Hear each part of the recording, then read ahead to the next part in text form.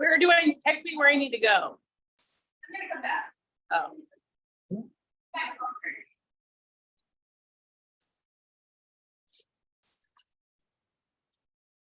Good afternoon. Hello, everyone. Welcome to this meeting. I would like to introduce Professor Vipal to you guys. Professor Vipal got a bachelor degree in metallurgy in India Institute of Technology. And then he got a PhD in material science and engineering in Pennsylvania State University. He have many experience in academic and industry. So you can see the list. I don't want to go through the list one by one because it's limit. And today his presentation's title is Field Electron and Air Electron Performance in Reversible Solid Oxide Electrochemical Cell. So let's welcome Professor Vipal. Thank you. Thank you very much. It is okay. So do I do this screen share here? Huh? Yeah. Okay. Yeah. You need to switch here. All right. Oh, yeah. Let's switch to. Yeah. Is that okay? Maybe switch to HDMI, right? Yes. Yeah. Yeah.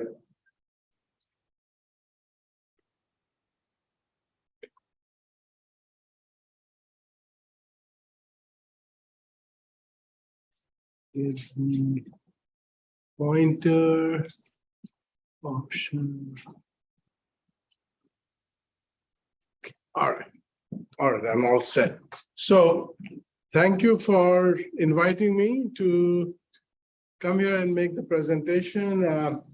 I feel, here at WPI, I think I work with as many faculty members as I work with at PU. So I sometimes don't realize whether I am working at WPI or at PU.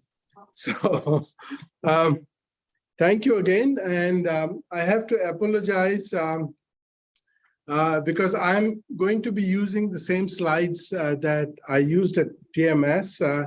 This seminar was right after TMS, and I told Adam that I'm going to spend the time getting the slides ready for TMS, so I will use the same slides.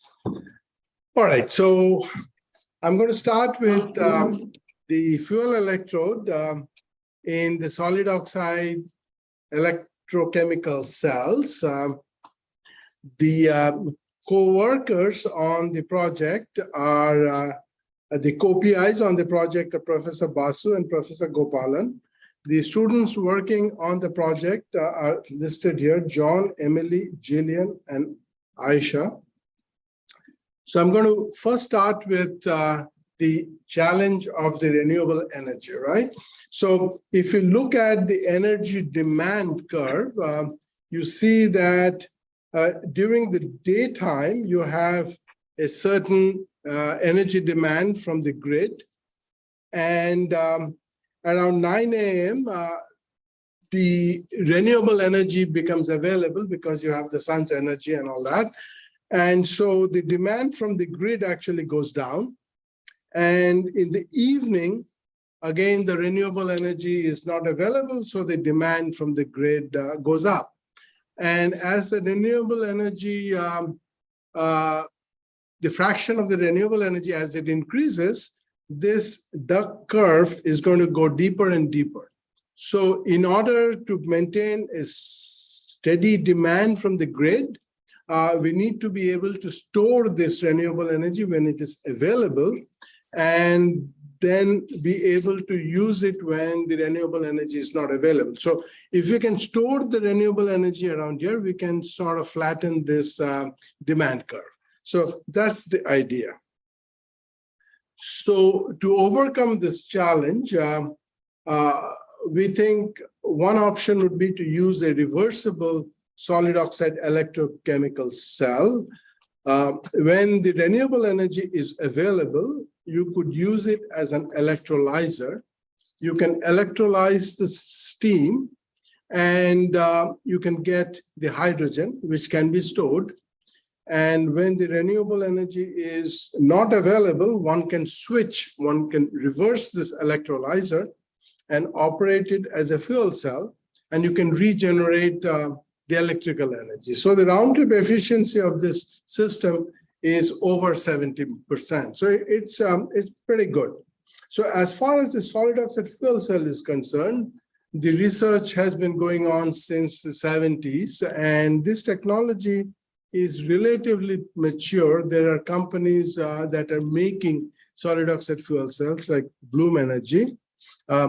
But the technology of the solid oxide electrolyzers, it's still not as mature.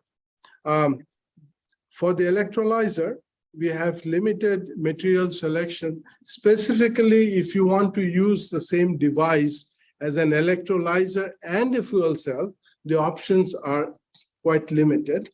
There is limited material selection. The oxygen electrodes that we normally use for the fuel cell, if you try to use it in the electrolyzer, it delaminates, right? And then there is degradation of the fuel electrode.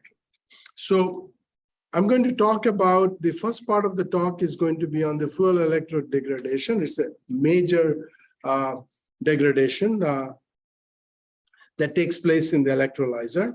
And in the fuel cell, I'm going to talk about long-term operation lifetime and how the air electrode is important for that. So let's start with the fuel electrode in the electrolyzer, right? So the reaction that we are interested is the cathodic reaction that takes place in the fuel electrode.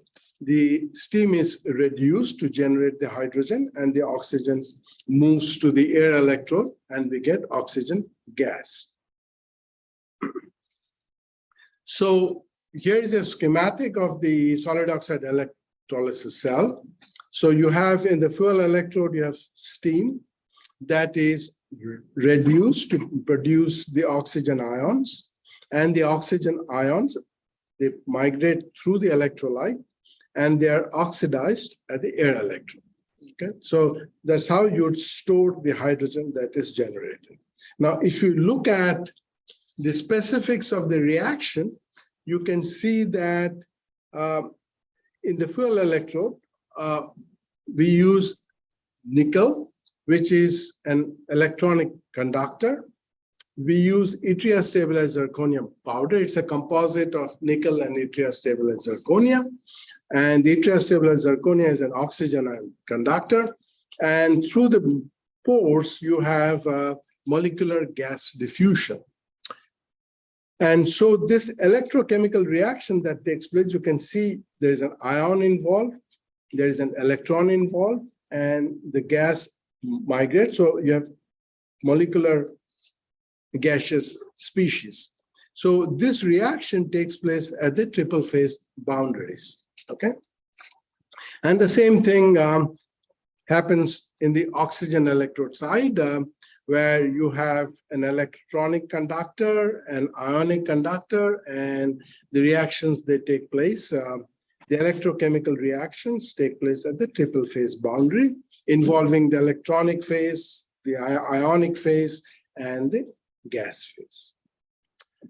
All right, so then the other thing we did was we tried to also look at the effect of infiltration of another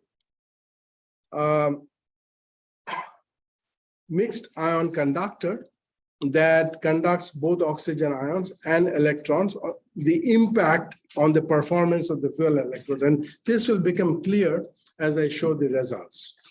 So let's concentrate first on the fuel electrode. So the goal of this study is to understand and mitigate the fuel electrode degradation process. So initially, I'm going to talk about the effect of the flow rate of the hydrogen steam mixture on the fuel electrode, the effect of the current density. Then I will try to show you what the microstructural changes that takes place as the cell degrades and how they're connected to the flow rate and the current density.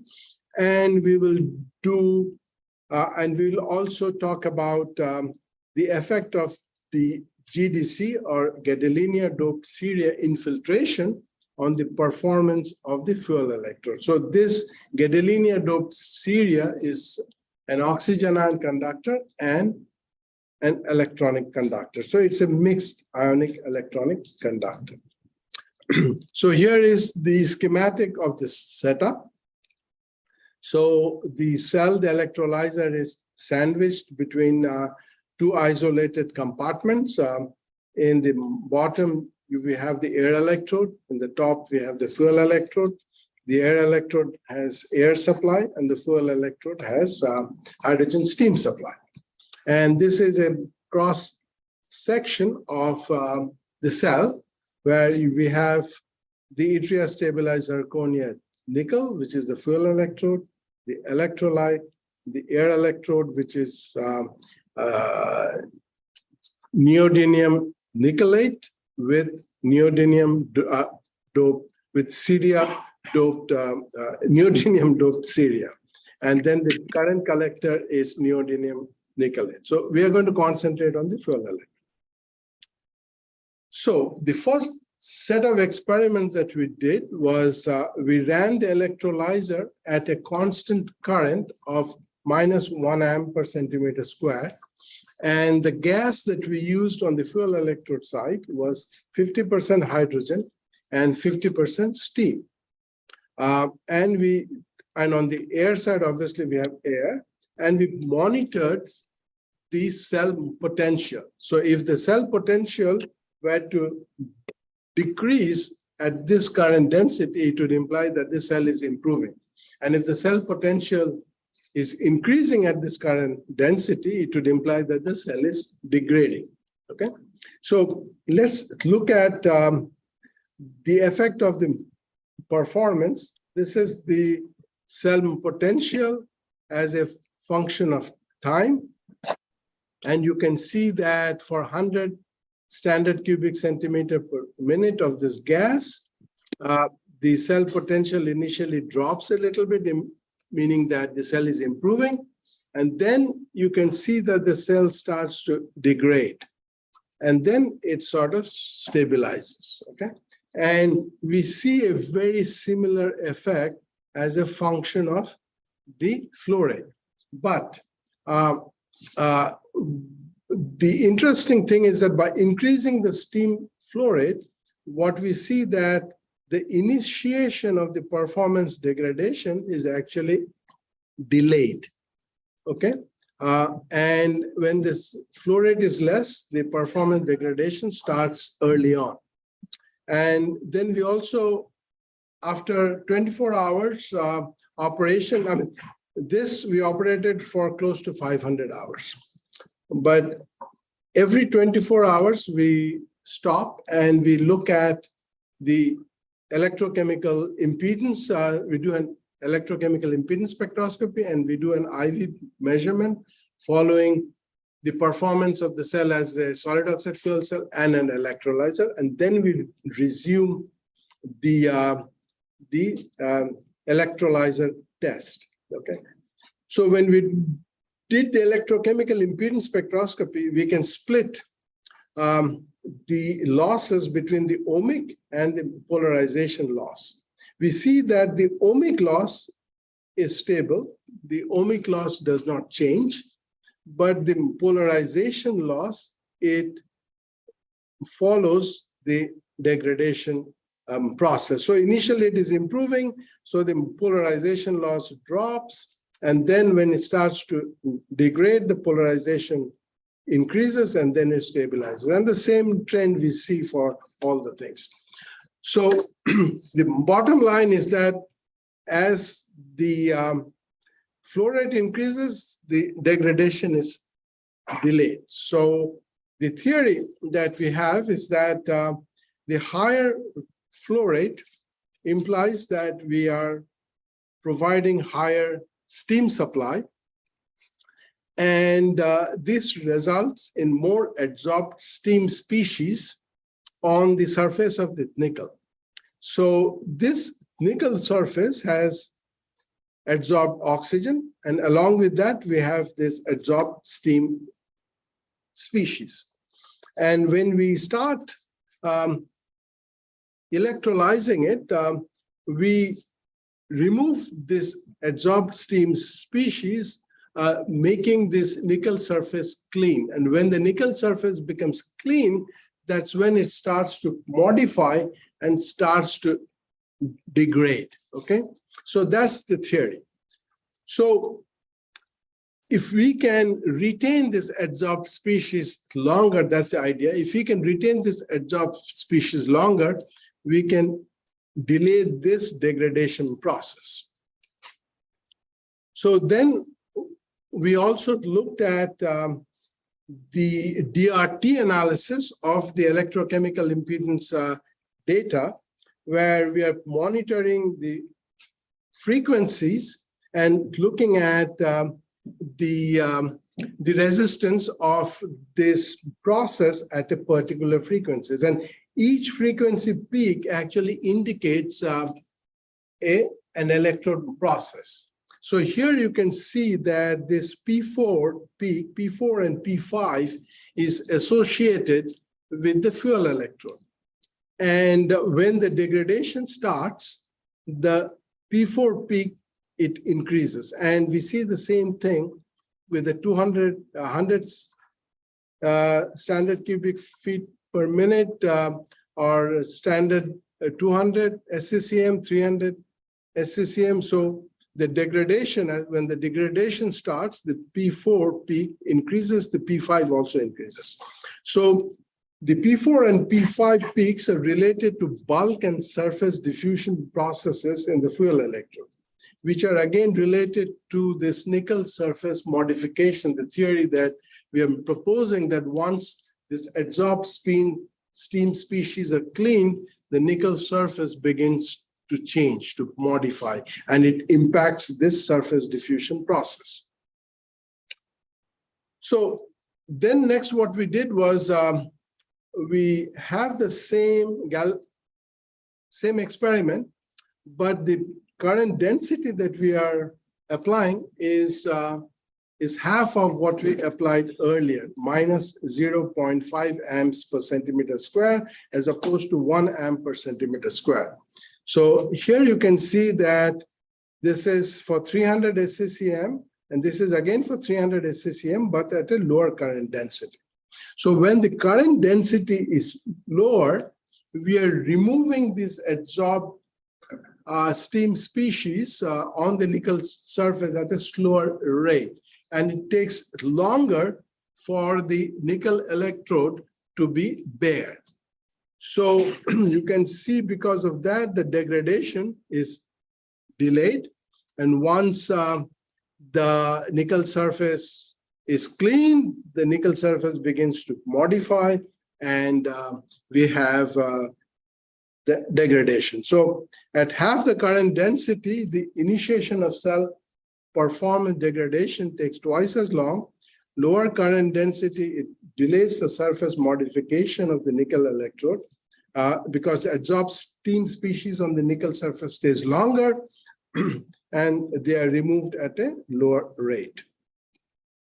Again, we did the same DRT analysis every 24 hours, and we again see that this degradation is associated with an increase in the P4 peaks, okay? So again, it confirms the theory that once the degradation starts, the nickel surface gets modified and it results in the degradation. So with that, the conclusion is that the degradation during the electrolyzer operation is affected by the fuel electrode. Higher adsorbed steam, it delays the nickel surface modification. higher steam flow rate and lower current density delays nickel surface modification and initiation of cell performance degradation. So now let's look at the microstructure as to what happens during the process of the degradation. So you have, this is a schematic of the cross section. You have the oxygen electrode, the yttria stabilized zirconia, and the fuel electrode. In the fuel electrode, you have a region which is outside the oxygen electrode, and this region is electrochemically inactive. And the region right under the oxygen electrode is electrochemically active. So you have an active layer and an active supporting electrode layer where it is active. So the utilization volume is this volume that you have where the electrochemical activity is seen. So this is where the electrochemical activity is seen. So we compared the microstructure of this with the microstructure what we have here, so that we don't have to worry about cell-to-cell variation. We look at the same cell. And when we use a low kVA in the kilovolt in the SEM, it shows the percolated nickel. So you can identify the nickel that is connected through the fuel electrode. So at low kVA, this shiny gray nickel that you see here, although it is a two-dimensional map, it lights up only the ones that are connected. Okay, so this is connected nickel, and it is associated with the triple phase boundaries where the electrochemical reaction takes place. And the nickel percolation is obviously related to the cell performance. So what we did was we looked at the microstructure of a cell just before the start of the degradation. Then we looked at the microstructure of the cell when the degradation ends. And then we look at the microstructure long after, which is after 500 hours. So from here to here, the cell degradation is not that much. It is pretty stable. And we compare the microstructures of these three regions. And you can see here that before you have a microstructure which shows a lot of nickel percolation. And after the degradation, you can see that the nickel percolation drops. And long after, there is not much difference between after and long after. Okay, so then we tried to quantify this. And here is the connected nickel phase fraction, the percentage change in percolated nickel phase, and quantitative estimate shows that the nickel percolation loss was more significant between before and after than between after and long after. Okay, so it is related, the degradation that we see is related to the modification of the nickel surface, which we think is related to the adsorbed steam. So once the adsorbed steam is cleaned, the nickel surface begins to modify and it starts to degrade. So nickel agglomeration and percolation loss followed same trend as the electrolyzer performance degradation. And the nickel agglomeration and percolation loss showed bulk and surface diffusion as revealed by the DRT analysis. It agrees with that. And the percolation loss followed nickel surface modification that we are predicting. So now, what would happen when you infiltrate GDC into the fuel electrodes? The GDC actually is known to enhance adsorption of moisture. So we thought that if we can infiltrate the fuel electrode with GDC, the adsorption of the steam is going to increase, and that is going to stabilize. If our theory is true, that will stabilize the performance. Okay. So here is a performance of a non-infiltrated cell. You can see 300 cc's per minute, -1 amp per centimeter square. Initially, it improves and then it degrades and then it stabilizes. But when you look at the GDC infiltrated cell, the performance improves and then it does not degrade. So the theory that we are proposing is that the infiltration, the GDC, is actually enhancing this absorption of the moisture, thus stabilizing the surface of the nickel and not allowing the nickel to undergo this modification. And here is the performance of the cell every 24 hours during this test of 500 hours. And this is a busy slide.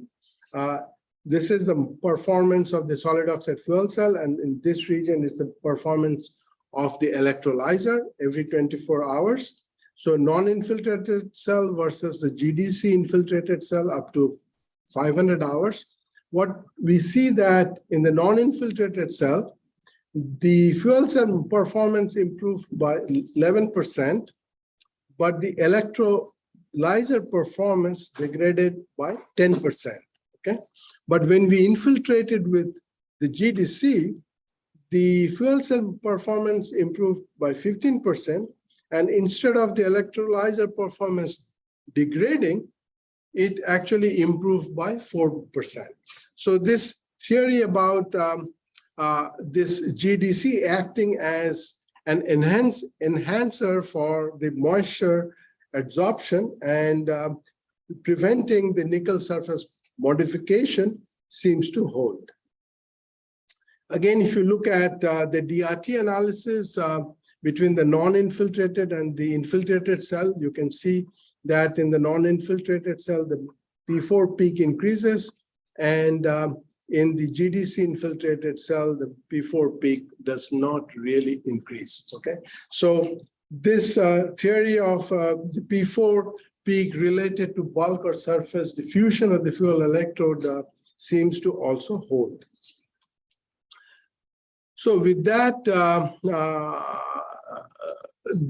the effect of the nickel microstructure is shown over here. This is comparing the utilization or the nickel phase fraction, the connected nickel phase fraction of the uninfiltrated and the infiltrated cell. You can see that the percolated nickel or the utilization area, the percentage change is minus 20%. And for the infiltrated, the change is much less.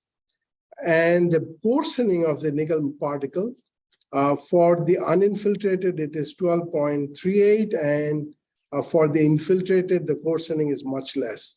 So by infiltrating it, we are actually decreasing the percolated, the loss of nickel percolation by 30%, and the coarsening by close to 60%. So the conclusion of this is that the degradation during the SOEC operation is due to changes occurring at the fuel electrode, primarily involving the nickel surface.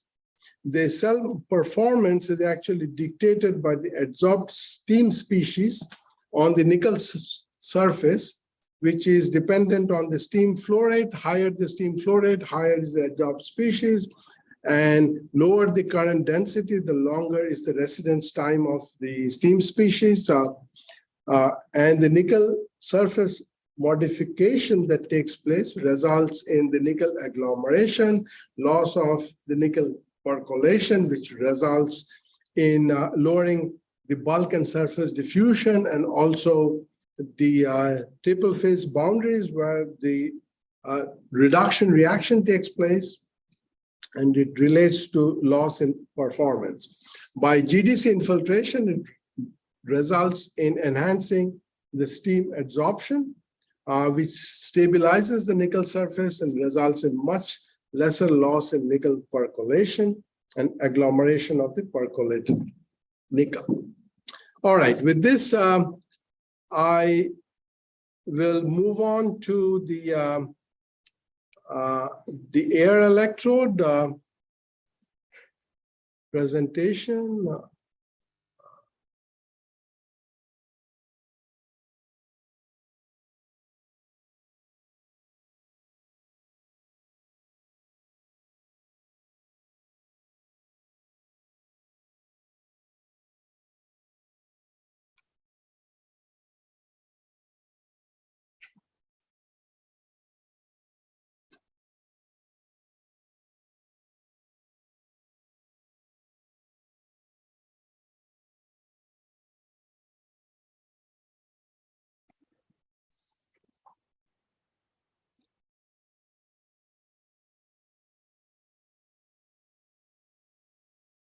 Okay, so in this, we are looking at the effect of the air electrode or the chromium poisoning of the air electrode and how it lowers the performance of the cell.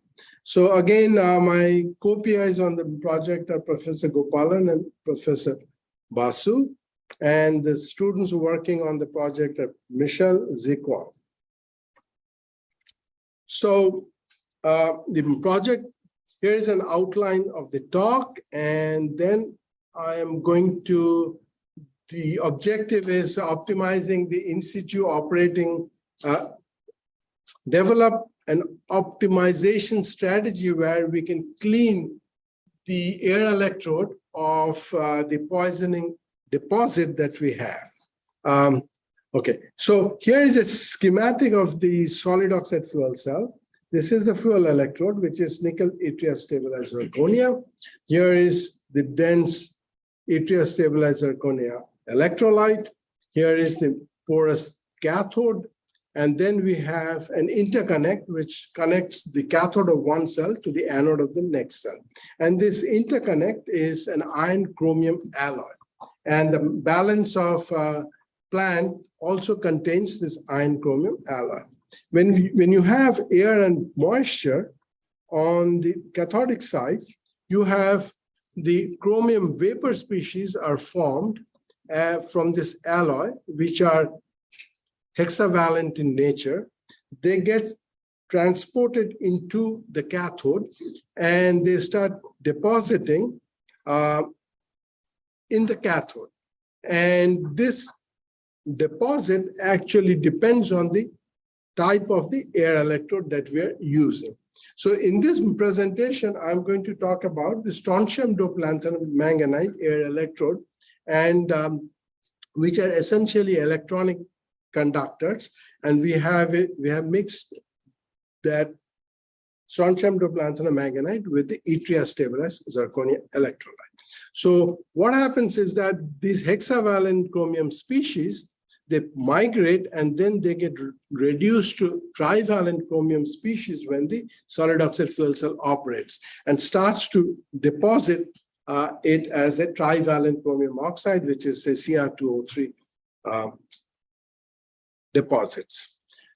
So the mitigation strategy is to use chromium getters, which absorb these chromium vapor species, or to use a more tolerant cathode material, or to use some kind of a coating on the interconnect to prevent chromium diffusion. The drawbacks of these mitigation processes is that they all require development of new materials. And if you're using the getters get consumed, and so one has to replace the material. They have to stop the run or the operation of the fuel cell. And it essentially merely delays the eventual degradation of the cell. So this method that we are implementing is, it's an in situ process where we are not changing any parts, and it also does not involve any major thermal cycling. It is low cost, easy, and durable. So let's see what this mechanism is. So before I talk about the mechanism, just to be clear that we have all kinds of chromium species as a function of temperature and humidity. And as the humidity and temperature increases, the vapor pressure of this chromium species. Could you hide the Zoom controls so I can read the titles? Adam may have to help you with the key sequence. Yeah, you may have to. How do I do that? So in the menu, it'll tell you, but remember the key sequence to put it back.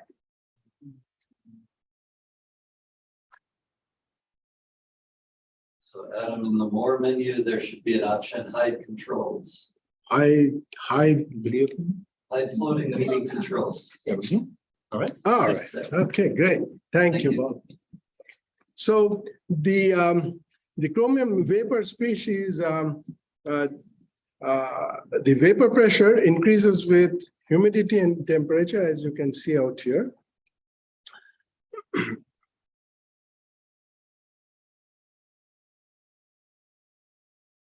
All right, okay. All right. So here is how the deposition takes place. So what happens is that these hexavalent species, they migrate to the air electrode electrolyte interface. And when the solid oxide fuel cell is operating in the air electrode, you have reduction taking place. And these hexavalent species, they get reduced to chromium oxide and they start to deposit. And then they block these triple phase boundaries, and that results in the degradation of the performance. So what we thought is that if this is the deposition mechanism, if we can apply a mild electrolytic bias and pump the oxygen from the other side, then we should be able to again reduce these trivalent species to hexavalent species and pump them out of the system. So that was the idea. So the deposition reactions are shown over here, the hexavalent species, and the removal process is shown on the left. So we thought that if the deposition is electrochemical, then we should be able to remove these deposits electrochemically by applying a reverse bias. So this is again the experimental setup that we have, and this is the cross section of the cell. All right, so okay, so we did we looked at 6 cells. The first cell type is just as fabricated, which was the baseline. Then we looked at poisoning this baseline cell. So we poisoned the cell, we looked at the microstructure. Then we applied a mild electrolytic bias and we cleaned the cell. And we looked at whether we can recover the performance. And then we did in another cell number 4, and we actually poisoned it with a different condition. And I'll tell you why. And then we looked at whether we can poison and clean it multiple times and recover the performance.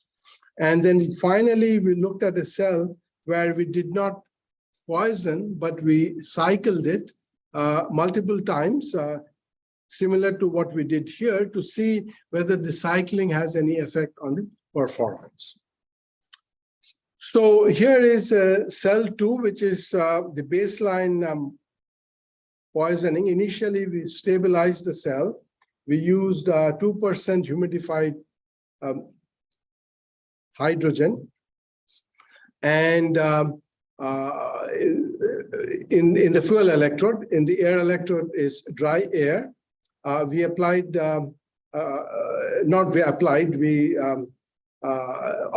the cell at 0.5 amps per centimeter square because it's a solid oxide fuel cell. And this was without any chromium source. So this is stabilization.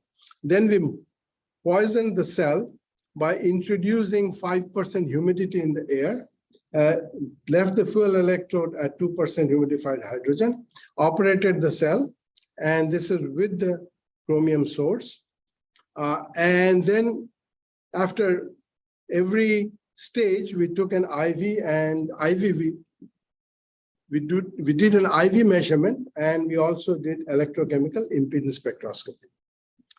Then in cell 3, we actually stabilized it, doing the same thing. We poisoned it for 120 hours, doing the same process. And then we cleaned it by applying a mild bias. We increased the humidity on the air side, we increased the humidity on the fuel side, and we applied a mild bias that gave an electrolytic current of minus 0.15 amps per centimeter square. You have a negative sign here because it is being applied from the other direction. And of course, this was without the chromium source. And we selected this current so that we are not mass transfer limited. So we see that in the poison baseline cell, this is after stabilization, we have a power density. So we are looking at some power density as a function of current density in the IV measurement.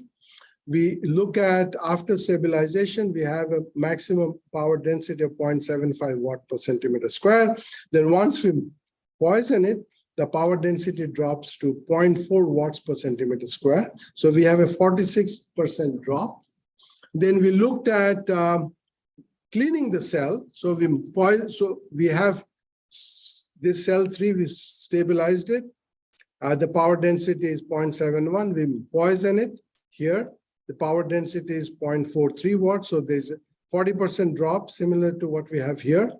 Then we cleaned it, we electrochemically cleaned it with the bias. After 2 hours of cleaning, we were able to recover. The recovery was 67%. So we were able to recover the percentage performance. So now we look at the microstructure, electrolyte, and cathode of the as fabricated cell, which is clean. The poison baseline cell, you can see all kinds of deposit at the interface between the electrolyte and the cathode. And then once you clean it, this is the clean cell. Most of the deposit is gone except for the crystalline deposit or the faceted deposits. So we wanted to understand what are the different types of deposits we are having. So if you look at the EDS spectrum of the reference cell, which is shown in blue, and the cell that was poisoned, shown in red, you see that the chromium K alpha and the lanthanum L beta peaks, they have an overlap. Here you can see that this chromium K alpha peak, we have a significant peak where the cell is poisoned.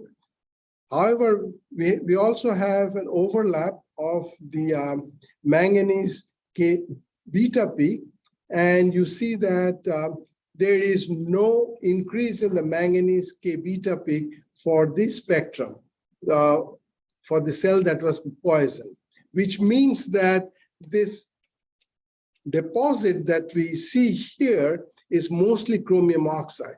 And when we look at this faceted deposit that I was talking about, you see that this peak is raised in terms of the spectrum for the cell after poisoning. And then you look at the manganese K beta peak of the poisoned cell, that has also increased, which indicates this faceted structure that you see is some kind of a chromium manganese compound. And in the literature, if you look at what kind of deposits are formed, you can identify these to be the chromium manganese spinel. And this spinel is actually not electrochemically deposited. This is chemically deposited. So when we look at the post-characterization of the electrochemical cell, again, this is something that I had already discussed. So the clean area, you don't see anything. The spectrum of the untested cell and the spectrum of the poison cell is the same. But when you look at this faceted, you can see that it's a spinel. So I had already talked about that. So what is the mechanism of the spinel formation? So the mechanism of the spinel formation is that the manganese actually diffuses into the electrolyte and starts to form the spinel. And that actually results in the spinel formation. And since it is not electrochemical in nature, by applying the electrolytic bias, you cannot remove the spinel. You can only remove the chromium oxide. So then we wanted to look at how can we prevent the spinel formation, and how can we assure that we can poison it and clean it multiple times. So what we did was we took cell 4 and we stabilized it for 48 hours under the same condition, but we poisoned it with a less aggressive condition for 25 hours. And this less aggressive condition actually resulted in lower spinel formation. So the spinel formation was much less because the time spent for the manganese diffusion and reacting with the chromium oxide was lower. So then we looked at the cell 5, which went through multiple cycles. So the stabilization, then the poisoning, and then we cleaned it for 2 hours, and we poisoned and cleaned for 3 cycles, okay? So here is the poison baseline, and you can see that the performance actually drops when we poison the cell after stabilization by about 11%, which is much less than what we had before because it is much less aggressive poisoning. For 120 hours, we had a drop of 46%. So this was because we had lowered the humidity and we also lowered the time during poisoning. So here is the multiple cycle test where we have after activation, we poisoned it and then we cleaned it. So green is after activation, red after poisoning, and then after cleaning, we have blue. Then again in cycle 2, the blue is represented, the blue is represented by the green, and then poisoning is red and cleaning is again blue. Again, this blue is represented by the green in cycle 3. After poisoning, cycle is red, and after cleaning, again blue. So you see that multiple poisoning and cleaning cycles, actually we are able to recover the performance of the cell. So the SEM results again show that in the baseline cell, we are getting these fine deposits, which are essentially chromium oxide, and we don't get much of the multifaceted deposit, which is spinel. And therefore, this cleaning cycle is able to recover the performance of the cell to its original value. And we can do this multiple times. And then we did the electrochemical reference where we did not use any chromium source. We just cycled it 3 times. And we found that there was actually, in fact, after the SOFC exposure, so this is activation, and then we are not using the chromium source. And when we operated the cell under SOFC condition without the chromium source, the cell actually further stabilized and the performance actually further improved. And then when we looked at the cycle of the SOFC, the fuel cell and the electrolyzer exposure multiple times, the performance did not change much. We were able to recover the performance. So the poisoning or the electrochemical cycle without the poisoning does not damage the cell. So I'm not going to go through these defect equations right now, running out of time. So the reference cell, you can see that the one that went through the electrochemical cycle without the poisoning, the electrode-electrolyte interface is clean and it's not damaged. So the summary is that from the single cycle test condition, the effect of chromium poisoning can be reversed by electrochemical cleaning by applying an electrolytic bias. During the poisoning cycle, we have 2 types of deposits. One is chromium oxide and one is chromium manganese spinel. The chromium oxide is electrochemically deposited, and the spinel, the deposition is chemical in nature. So cleaning, the electrochemical cleaning is more effective on chromium oxide for the LSM cathode. Then in multiple cycle tests, we have the reversible operation between the different modes does not damage the cell microstructure, and low humidity and shorter operating times actually results in lower chromium manganese spinel formation, and electrochemical cleaning seems to show a greater promise as an effective and durable chromium poisoning mitigation strategy for the fuel cells. We also looked at, I'm not going to go through this, we also looked at the possibility of getting rid of the spinel. And if you look at the phase diagram, it says that at lower temperatures, at 540 degrees centigrade or lower, the spinel actually decomposes into manganese oxide and chromium oxide, and then you can clean the chromium oxide. But what we found is that this decomposition reaction is extremely slow, and it's not a practical means for removing the spinel. So the more effective strategy is to prevent the formation of the spinel in the first place by removing the reactants. For example, when the chromium oxide starts to form, initially, instead of waiting too long, try to electrochemically clean it and remove the source, chromium oxide.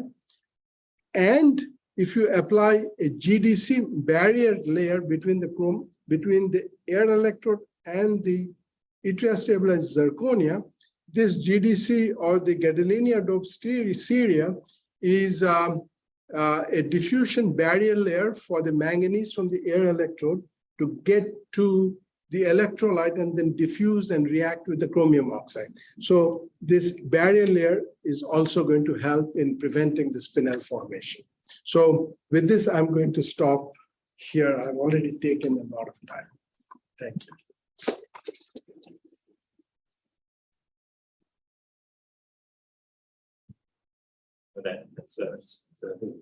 That's a quiz for the students on Zoom. Oh, okay. Yeah, just one quick question. One of the things that you mentioned is that you do the cleaning without a chromium source. If you are looking at these cells in situ, right, does that mean or imply that you're deconstructing the stack so that you're separating that interconnect from the cell when you do the cleaning? Or like what would happen if in situ you have that interconnect is still there when you do the cleaning? Does that imply that you actually do provide a chromium source during the cleaning, and how does that change your results? Good question. Good question. So when you're operating the fuel cell, you are reducing those hexavalent species and you're depositing the chromium oxide. So when you clean it, you don't have, it is not reducing the hexavalent species anymore, right? And you're applying a bias from the other side. So it's an electrolytic condition.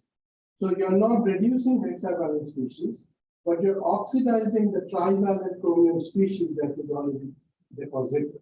And so if you have a good gas flow, you can remove those hexavalent species and you can clean the surface. So the question that you had was without the chromium source, we are doing the cycling. That was meant to see whether the cycling process does any microstructural change to the air electrical interface. And we did not see that because the electrolytic bias is very mild. So if you were to add the chromium source back during the cleaning, you wouldn't see a change in your results? No, we would not, because we are not reducing, we are oxidizing the deposits. Okay. And this is actually, this is very, very aggressive because the chromium source was chromium oxide right above the cell. Mm-hmm. So in a real operation, it is going to be much less aggressive. And we had to do this because the graduate students had to graduate. You have to wait a long time. Yeah.